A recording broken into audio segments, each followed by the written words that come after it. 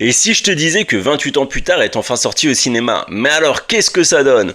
Bon Los Hermanitos, j'ai été voir 28 ans plus tard, qui est le troisième volet d'une trilogie horrifique qui compte 28 jours plus tard et 28 semaines plus tard. Vous l'avez deviné, 28 ans plus tard se passe 28 ans après les événements du premier film et on suit un espèce de petit village retranché en Grande-Bretagne, le Royaume-Uni s'étant transformé en une île sous quarantaine. Bon, je vais être direct, ce film, je suis clairement pas fan.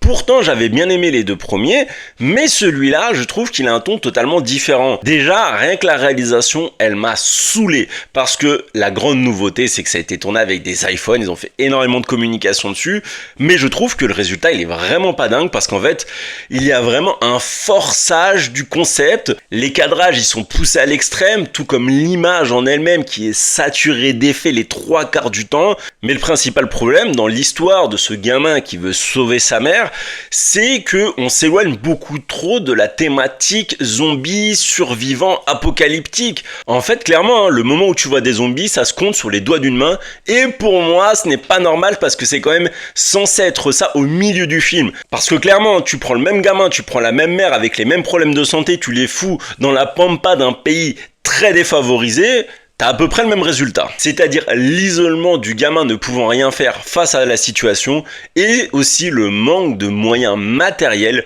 pour faire face à la maladie. Bref, ils ont tenté quelque chose pour ce troisième volet afin de renouveler la franchise. Pour moi, ça ne marche pas. Dites-moi en commentaire ce que vous en avez pensé et surtout abonnez-vous pour d'autres recommandations ou pas de films.